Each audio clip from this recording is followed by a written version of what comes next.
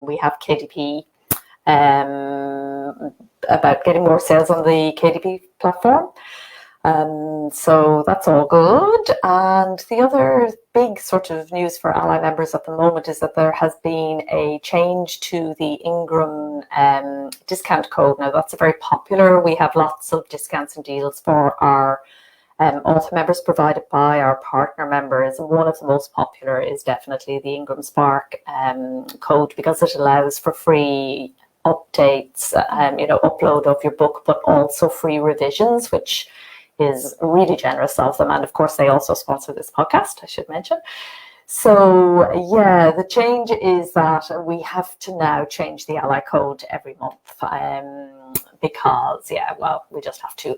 So before uploading your book to Ingramspark, if you're using the Ally code, you're going to have to log into the member zone and navigate to partner services, approved services it's called, and then under approved services you will find the discounts and deals page, and you get the code there. Each month it will change, and each month it will allow you 5 uses. So that's 5, including upload or revision. And if you've got more than 5 to do this month, you'll just have to wait till next month. But lots of questions about that, because it had to come down pretty suddenly last week, but it's back in place now. Yeah, fantastic. So yes, log in and get the code. And yes, we should say, just emphasizing that they sponsor this podcast, they sponsor my podcast, and that is because we use them and love Ingramspark. And I think that's really important to say. In fact, behind me are many Ingramspark books. So yes, in terms of what I'm up to, I am in the first draft phase of 2 books, which I hardly ever do, 2 at the same time. But this is a novel now called Tomb of Relics, which is my Arcane book 12. I had to change the title, although, working titles often change. So if I mentioned last month, I think it was called Day of the Martyr, and now it's not. That's just life when you're a discovery writer. Everybody remembered that. Very good point. Nobody actually cares anyway. Well, until the end, until it's a real thing. As you say, it changes lots. Yeah. So yeah, I think that, and I think it's good for me to say that, because some people think that somehow titles are set in stone. Of course, they're not, even after publication. I'm also co-writing The Relaxed Author with Mark Leslie Lefebvre, an idea we came up with on a podcast episode and we decided to write it. So that's happening. And I think, although I've known Mark for over a decade, I think he's discovering that I'm not quite so relaxed about co-writing. So that's going to be quite funny. And I also just wanted to mention that I did do my book sales breakdown based on revenue, not volume. Yes, so I didn't do one last year. So this is the first one for 2 years. And I wanted to share, thanks to Ingramspark, who are now 6% of my revenue.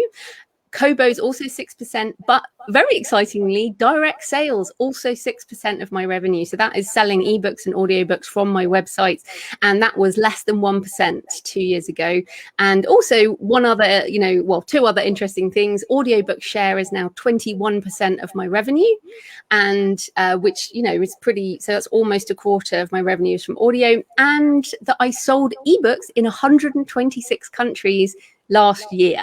And that's also very cool, because that was people say, oh, I can't do that now, but remember, I started out in 2008 and it was about 2 countries back then. So it's all a matter of growth. But I wanted to those will link in the show notes, but there's breakdown by format, by author name, by country, by platform, by fiction, non-fiction, and all of that. So hopefully people will find that useful. It's fantastic, yeah. It's so interesting to hear how it develops over the years. So brilliant. That's your Kobo map that tells you where you sold, is it? Or are you taking also Ingramspark and other providers into account, or is that just Kobo? No, I do take other providers into account, but the Kobo one is still the best map, in my opinion. Oh, I love the Kobo map. It's just fantastic. Yeah, you always find you sold something in, Papua New Guinea or somewhere else, and you think, I have a reader there. I can't believe it. It's fantastic. Yeah. And what about you, Orna? Yeah, so I am writing away. I think last time I was talking about submitting for some awards and things. So I'm preparing really, I suppose you would say, to do more licensing. Because partly out of investigation, wanting to investigate, but also because I think licensing is becoming, and we'll talk a little bit about this as we get into talking about the changes that are happening and coming, happening already and coming.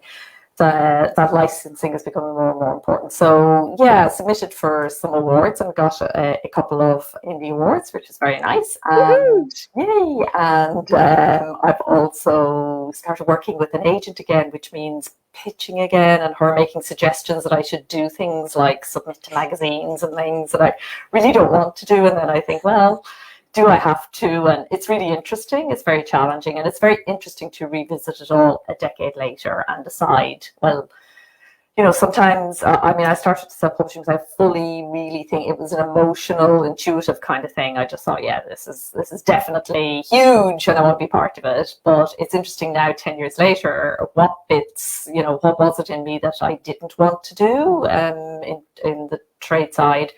And so finding that out, I'm kind of revisiting everything and seeing what I do and I don't want to do. So that's been me this month. So I just need to get something out. So just one other thing. I just hopefully we can edit this out of the recording, but this looks like the maximizing your sales on KDP link. Are we on the wrong link? Oh heavens, yes. We are. We are. Yes. Does that matter? What do we do? Because I was just thinking, there's no one here, and it's because anyone else is on the other link. Sorry, right. Howard. Edit this out. They're expecting it for next time. Okay. We'll carry on. I think so. As we're already on this link, we'll create a new one for KDP. For KDP, and anyone expecting us live won't get it, I suppose. My mistake. Oh, no, here we go. And that explains why people keep coming in and I'm kicking them out. That's what I got distracted doing there. Yeah, we're on the wrong link. Okay, fine. Okay. So we'll just carry on here and people can still see us. We're still going out on Facebook and YouTube and so on. So it's just the wrong topic. Just the wrong topic. And can you put a comment on or anything on? Yeah. Yeah. Sorry if you are watching us live. I just noticed that the title's wrong and we're not talking about maximizing your sales. Okay, thank you for noticing. I will edit it now, actually, which is something I can do, I think. Can I? No, I can't. Can't be changed once we've edited. Okay, let's stop talking about it. Let's just keep on going. Just to know what the topic is. So, do you want to reiterate that? And I will. Can you add a comment there? I'm adding a comment, yes. That is hilarious. I said it, I shall say, because we're moving into the topic now. The topic of today is the nimble advantage, indie authors in an era of accelerating change. So we are going to talk about the mindset of surfing the change and not drowning in it. Then we're going to give you some points on some of the things that are changing. And if you follow my podcast, I've talked about some of these things, but we're going to get into some of the other stuff. And then we'll talk about some of the tips about staying nimble so that you can take advantage of what's going to happen over the next decade. So sorry, everyone. We're just going to pretend this didn't happen for the audio recording. Yeah. So, right. Well, Orna, anything else, or should we just get straight into it? Oh, let's go to the topic. Yes. Okay.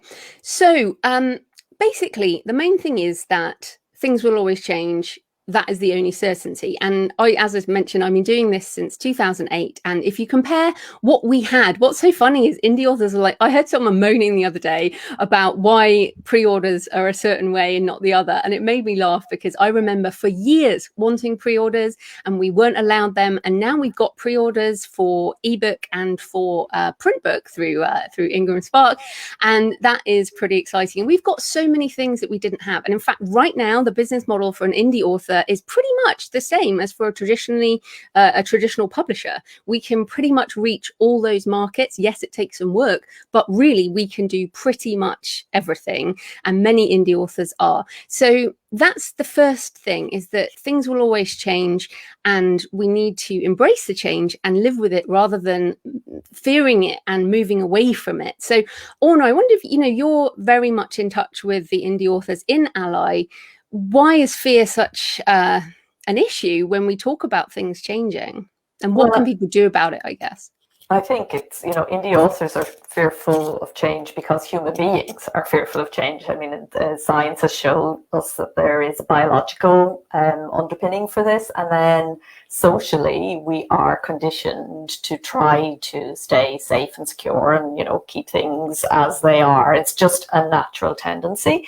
And the response that kind of rises up in us physiologically is a fear response. And we may not always recognize it as that, though, because our minds are very clever at coming in and presenting it to us as logic or as, for a different emotion. Perhaps it could be disdain for,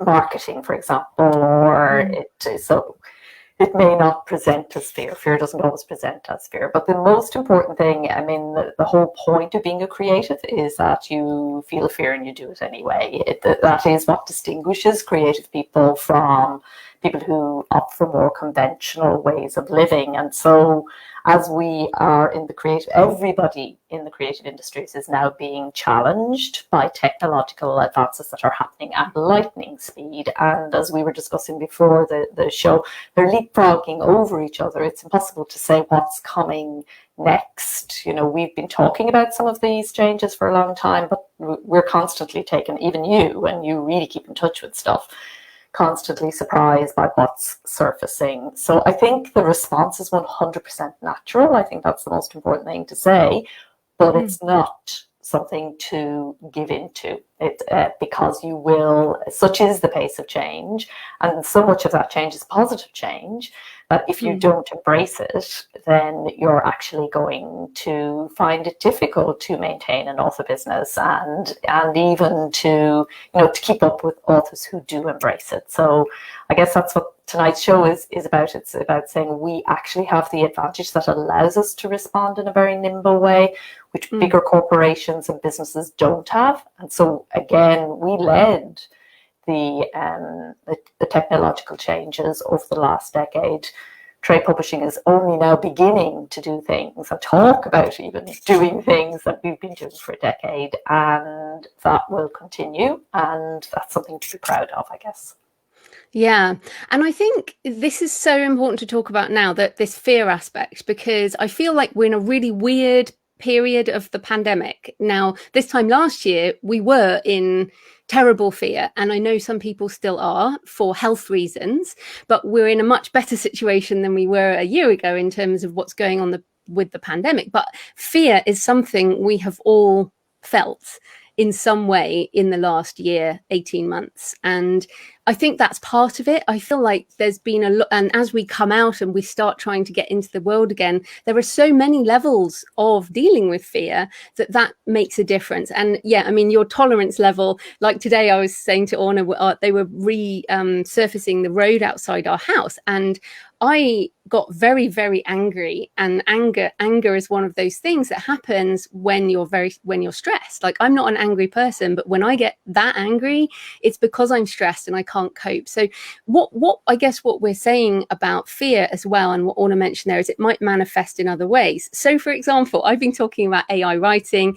I introduced Orna to pseudo write, SU. Yeah, we'll talk about that in a minute. But I've had a lot of people email me and say, why are you talking about this? This is going to ruin writing, and this is, this could destroy us all, and all these things. And yes, of course, there are problems, and there are always going to be problems in every sphere. But it's like, okay, so I understand fear of technology, but what are we going to do about it? Because we can't just make it go away. So maybe there's a way to take some action that will help you. And for me, the action is generally learn more about it, read more books. When I have about 50 books on blockchain and AI and all these things that I feel are happening, because if I understand it, then I will feel less afraid. And this is why I did a demo for Orna on pseudo write and then the AI writing thing, because I thought if Orna could see it, then maybe other people might. So just tell us about that, because you were a bit kind of doubtful.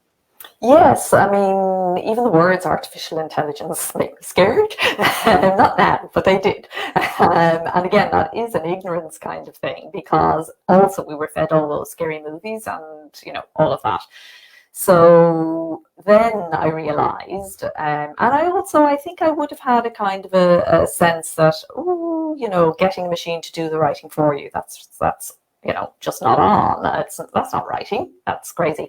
And of course it isn't like that at all. It's just another tool. And that's what you kind of realize when you get stuck in and you go there and you work with it rather than allowing your assumptions to dictate what happens.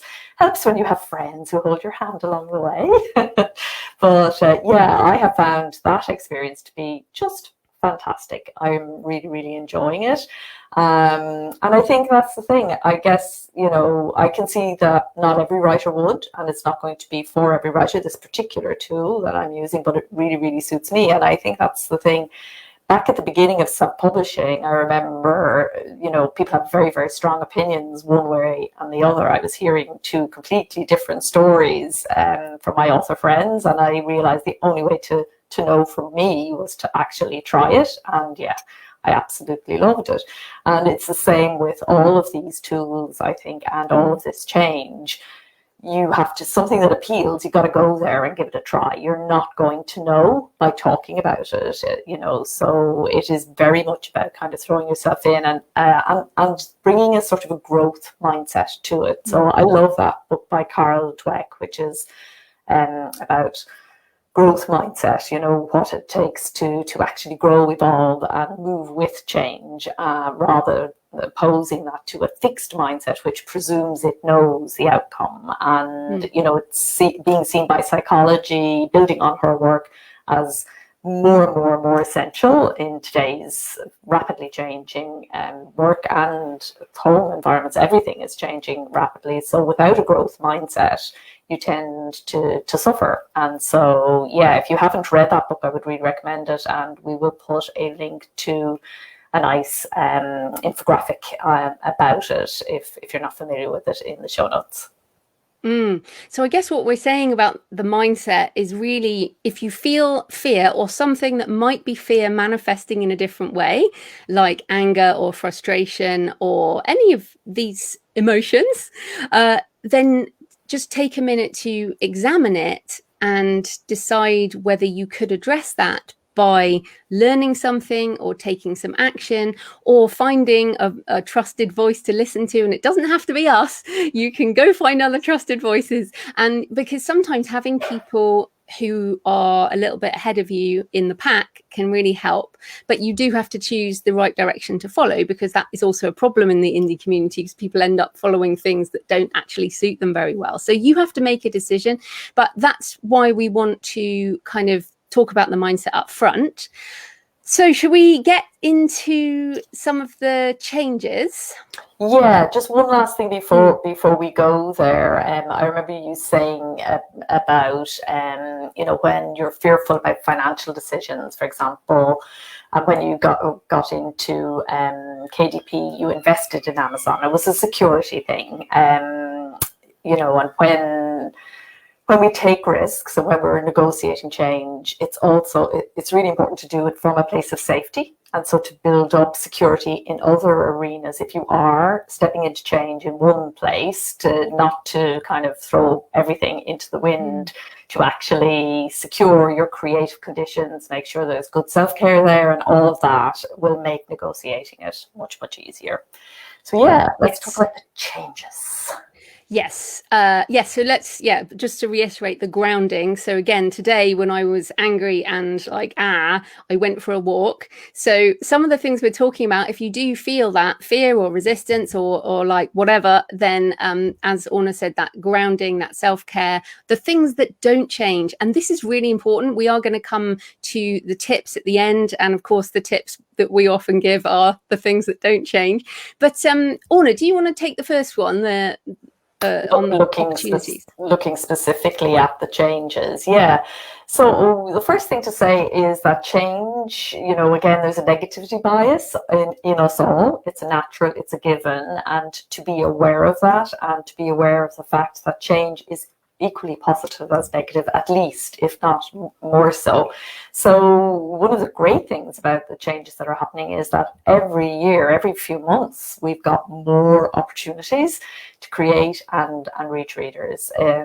Kindle Vela is something that's just come on. There are new audio platforms, social, everybody's talking about Clubhouse. I haven't gone there myself, but audio platforms is a whole new thing. We saw during this month, just gone, Ally Partner member Lawrence O'Brien and Bookstore Social just sold an ebook for $100 as an NFT, a non-fungible token, which is I'm not going to get into explaining what all these things are, but essentially a way to sell a premium and special digital product, which we didn't have available to us before.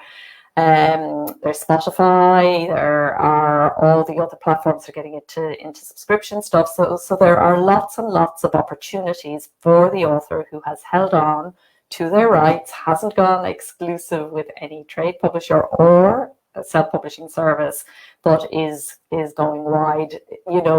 It's not a matter of it's kind of what will I do, which will I select to do, because there are now so many different opportunities, and I remember a time when there were no opportunities. So that's just really, I think, the most important aspect of it. Yeah, and that would be a tip already, which is you cannot do everything. You have to focus down. Also, you don't have to jump now. We're talking about some of the things that are shifting over the next, 2, 3, 5, 10 years. So, for example, Kindle Vela and the other serial fiction, Wattpad's been around for more than a decade, but it was only last year that they were bought by the massive South Korean company that owns Webtoon and other ones, and they have TV studios now, they have all these things. And Kindle Vela, like many of us think Kindle Vela was launched because suddenly serial fiction is really happening. And so, but personally, I don't read serial fiction and I don't write it, so I am not going anywhere near Vela or any of the other platforms like that. But I am interested in audio platforms, audiobooks, and also NFTs. And again, we're not going to go into detail on any of these things. We're just giving you like a strategic overview, and there'll be links and things in the notes. So one of the other things that I find fascinating is I've sat on a number of sessions at various things, including London Book Fair online over the last few weeks. And we are entering a more competitive, specifically book market. So, of course, we've got all these other things that are new, which traditional publishing won't be catching up to yet. But specifically, ebooks, digital audio, print on demand, it's like traditional publishing just discovered this, as you mentioned. And in fact, I sat on one session where one publisher was hailed as revolutionary by uploading an ebook and publishing globally at once. And I was like, really? Like, we've been doing this for a long time. Why is this revolutionary?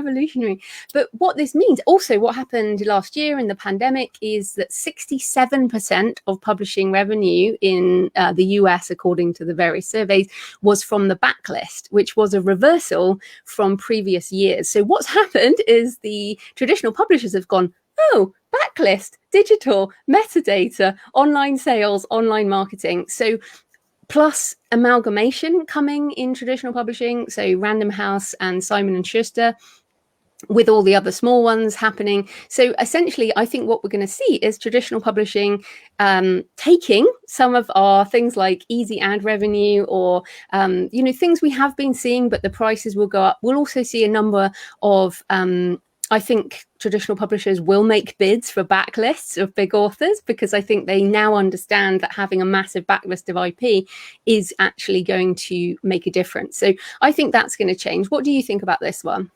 Yes, I do. And I think the mindset has changed. So, traditional publishing was always organized around the launch and the next book, and, that 8-week window to make a book, make or break a book. And as you say, they woke up, I think, to audiobooks first of all, and began to digitize the audio, and then began to understand that an ebook is not just an alternative print book, but is actually something that has a full life of its own, and that this idea of frontlist and backlist means nothing to readers. The day they discover the book is the day they discover the book, and they don't care necessarily if it's evergreen. They don't care if it's, we're all still reading classics that were written 200, 300 years ago, so they don't care when the book was published 5 years ago, if it's a timeless tale. So much of what happens in publishing is convention and has built up around selling books into bookstores, and everything else kind of tagged on to that. Whereas now I think that people who kind of see where the money is are thinking very differently. Another thing we're seeing happening is organizations and universities and people like to say The Economist magazine, or people who have just loads and loads of great content are realizing, I can actually put this up for sale through Amazon and monetize it in a big way. So Mike Shaskin, and there's a link in the show notes, has written very interestingly about what he calls enterprise publishing, and that's again a competition for the little author publisher who is offering something different and offering something unique. I think no matter what happens with big organizations, corporate publishers, or these big organizations, it's a type of publishing. But there are things that authors can do that nobody else can do, and I think that's what we need to be hyper aware of, and that's where our strength lies, and so we should play to our strengths here rather than trying to compete. Yeah, absolutely. Okay, so another big thing, and in fact, this has started happening today, which is structural changes, I've called this. A couple of things. So one, Jeff Bezos has stepped down as the CEO of Amazon after 27 years. And in fact, Jeff himself has said that Amazon will be disrupted and most business models only last 25 years. And of course, Amazon started in 1994 with the sale of books online. So I think this is fascinating. I also feel Andy Jassy, who's taken over, has basically grown AWS, Amazon Web Services, into the behemoth that it is. It runs a lot of the internet. This is Amazon's cloud service. Now, and on top of this, we've also got the 5 bills going through the US Senate about breaking up big tech. We've got the Digital Markets Bill, or whatever it's called, Digital Services Act and Digital Markets Act going through the EU. So what we've got is regulation. I don't think it will be breaking up big tech, but it's regulation of big tech. Now, this is coming. It doesn't matter which side of the political spectrum you are on. This is happening. And they're like, okay, we need to sort this out. So from the one thing, that means that we're going to see some disruption in these companies. They might divest some things. If you can't own the store and play in the store, what does that mean? But certainly something's going to happen, but they will talk about it for probably a couple of years. So it's not going to happen like next week. But I do think that even though people are saying, Jeff moving on that won't make any difference, that's just crazy, because a new CEO and the end of essentially an era, there are going to be some changes. The other briefly mentioned structural change is digital money. Again, this is a 2-year, 3-year thing, which is obviously people have heard of cryptocurrency, things like Bitcoin, but this is digital crypto currencies that we already use. So China's launched the digital yuan, or the renminbi, and the UK is looking at the Britcoin. I so hope it's called Britcoin. The US is looking at, digital dollar. So I think what we're going to see are different changes in the payment system and changes in the platforms that run these systems. I know this is a very simplified version of a lot of stuff that's going on, but Orna, what are your thoughts on this? Yeah, I think this has great potential for indie authors if we can get it right, for all creatives, but it's still very much in development. And will it just end up being the author at the end of the payment chain again, or can we actually use digital money and blockchain?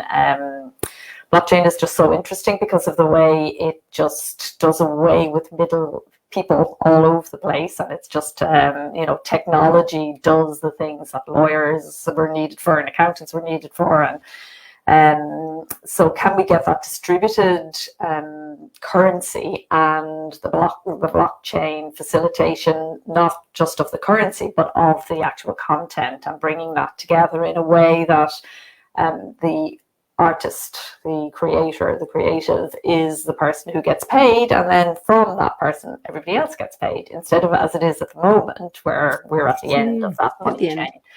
I'm not quite sure how we manage to make that happen, but a lot of it will be down to how much we feel empowered to do certain things with our readers. And I think that's why it's ever more important that we are aware of the value of our intellectual property and of our connection, that direct connection that we have with our readers.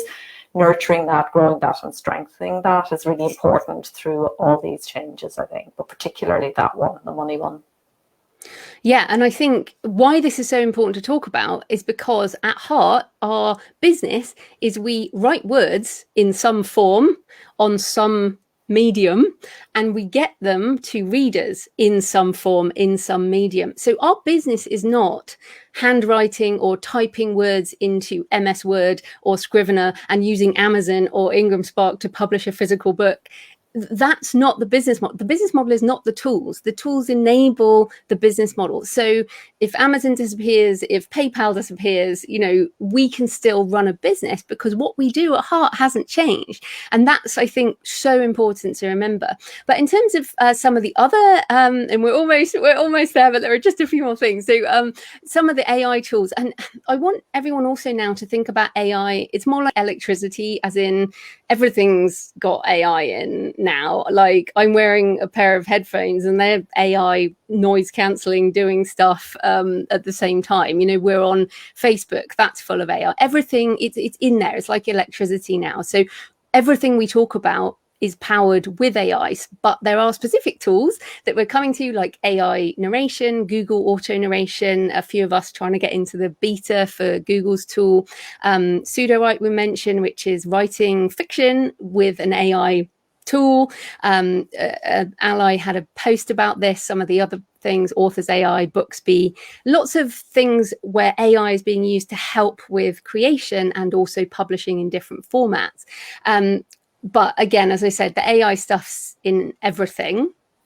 Shall I just move on to the spatial web? Because I think we've talked about AI. Talk about spatial web. Yeah, absolutely. That's really interesting what's happening there. Explain spatial web, first of all. Yeah, sure. So this is something that, so the idea of the spatial web, and that some people are calling it Web 3.0, which is, this is going into the 3D, three-dimensional space. So at the moment, everything's on flat screens. So this is making it 3D through what people were calling virtual reality, augmented reality, mixed reality, and now they're starting to just call the spatial web.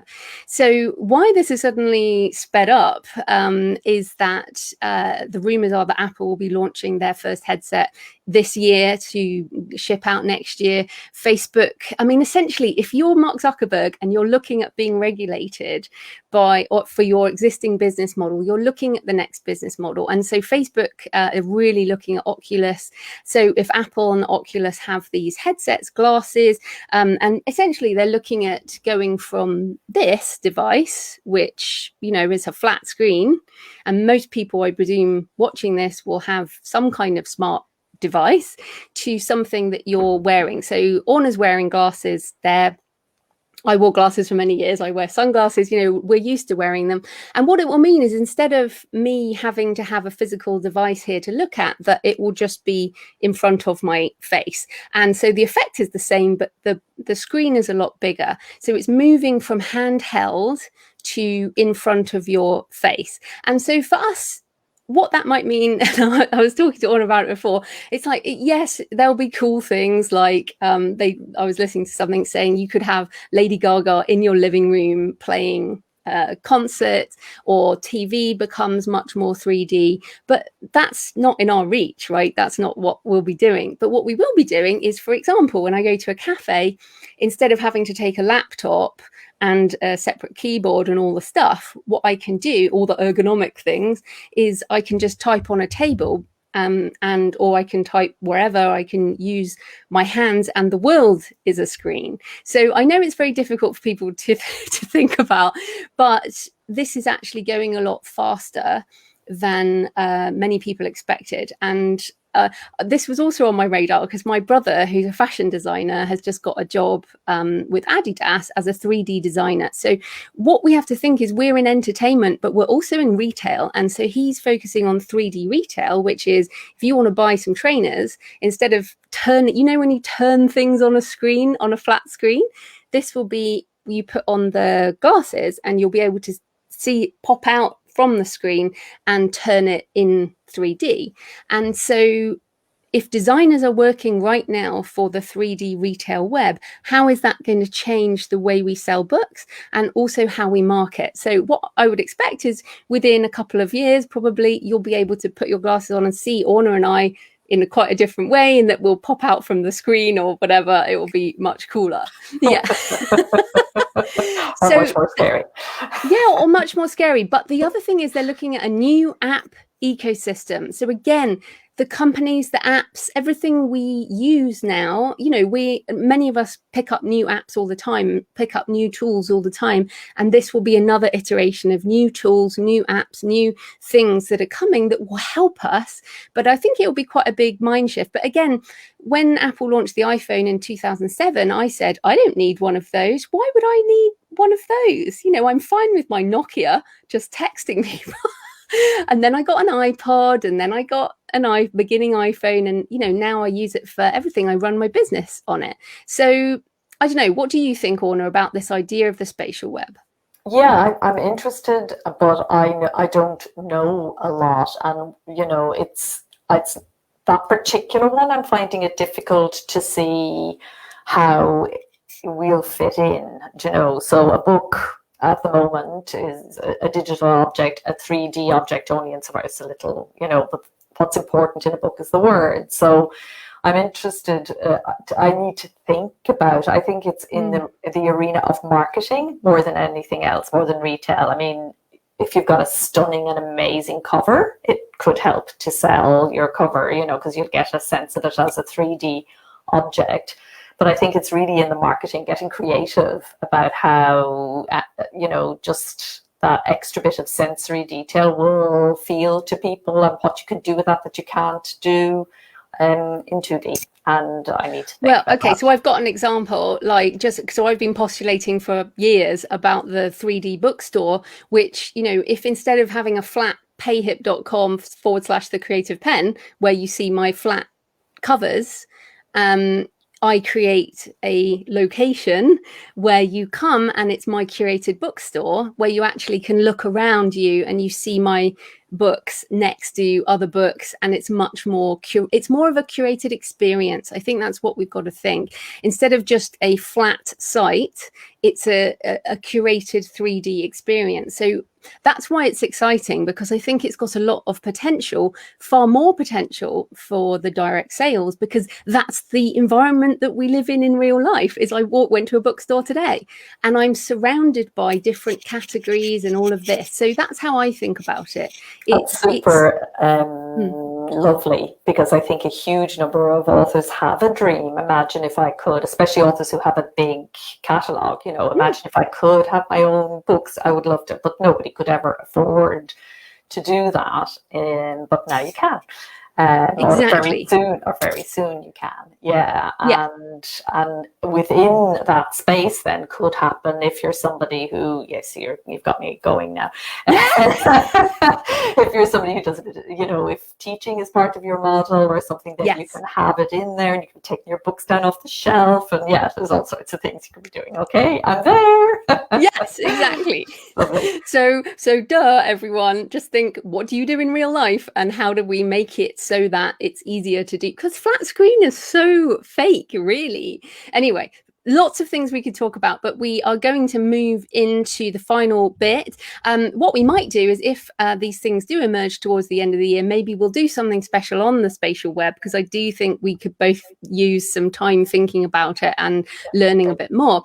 Okay, and if people are interested, there's a book called The Infinite Retina by Robert Scoble, which I've been reading, which is excellent. Okay, so let's get into how do we stay nimble. So Orna, with all this change, like, oh my goodness, so many things changing, except the fact that we still write stuff, what do we need to do in order to stay nimble for this future? Okay, I think we said it already, but it never can be said too often. IP is the center of all of this. So intellectual property, making as much stuff as we can, and we all write at different rates. Some people are very slow, some people are much faster, but the aim is to be productive and to have lots of books in lots of formats. And then to selectively license, if you are licensing to somebody, not to give a full and exclusive license to anybody without really kind of thinking it through. So those two to me would be big, and I think you agree with both of those very, very firmly as well. I mean, we're always saying these.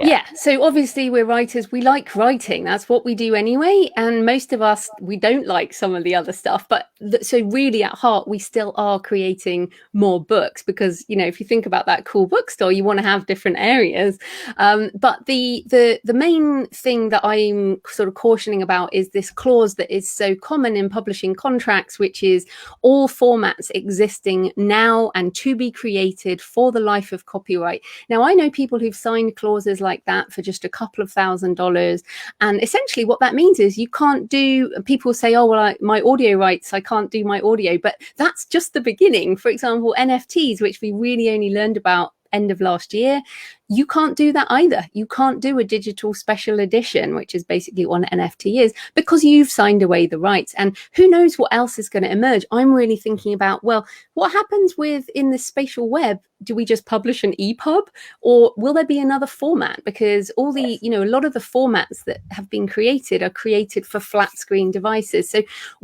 don't sign away all formats existing now and to be created, because we don't know what they might be. Or even, for example, I was joking years ago with Dan Sawyer, who's a big audio guy, about off-world rights, because at the moment you sign world English. But what does that mean? Because, of course, we've got Jeff Bezos going to space in a couple of weeks, and we will have in our lifetime more people doing space tourism. Now, what is off-world rights? Can people have the right to read on their device off-world? And now that we used to laugh about that, but not anymore. So I think that's, what is the space tourism in-flight entertainment option? So these are the things we want you to think about when you're signing licensing. And we are recommending licensing. Absolutely, license your stuff, but selectively license. What else, Orna? So important. Yeah. So the other thing, and it's a sort of a trio, and they go hand in hand, is to nurture that relationship with your reader. That direct relationship with the reader is the one thing that nobody else can do except the author, and that is the magic relationship at the heart of a book, really.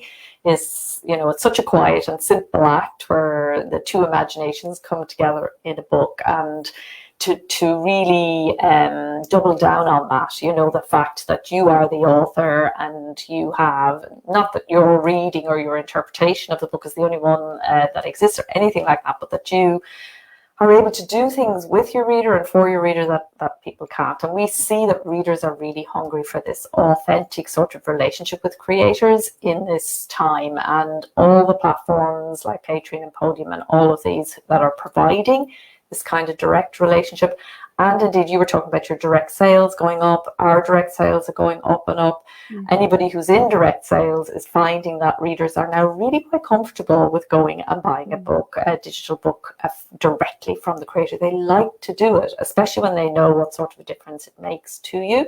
So really important for you, first of all, to understand that you don't need anybody else. All you need is a transaction, a way of, taking some money in order to sell a book. And when you do that, you start a relationship because you've got an email address, and then it's up to you how you send them that book, what they get along with it, what you surprise and delight them with a year later when they've forgotten all about you. There's so many things you can do when you go direct. So I think that's the other thing that's really, really important. Whatever change happens, that direct relationship, whether it's on a blockchain or, PayPal, or whether you use PayHip or WooCommerce, it doesn't matter. They're all the tools, but the heart and soul of that relationship is the same. The more you can kind of emulate and replicate the heart and soul that went into your book and put that into the relationship, then you're doing something really unique that won't change. Exactly. And we'll just use those tools to take our relationship onto whatever the next platform is.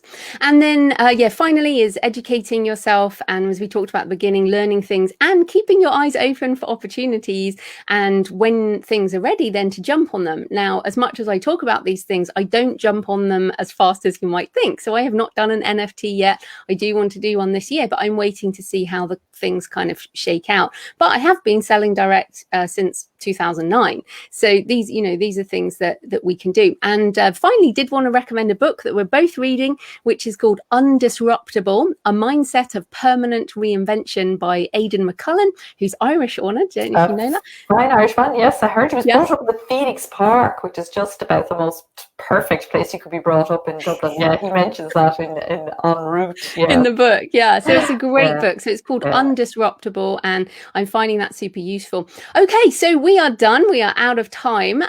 We're taking August off. Hopefully everyone is going to enjoy themselves. We'll be back in September talking about something else. Audio. We are going to talk about audio. About audio in all its shapes and formats, from audiobooks obviously, but also all the things that are happening in audio and podcasting as well. So all kinds of updates, because so much is happening in audio. We need to do an update on that. So Orna, anything else? That's it for now, I think. Nothing jumping to mind. Just to say, have a good month, everybody. A good 2 months. And happy writing and happy publishing. Happy publishing. Bye. Thank you. Bye.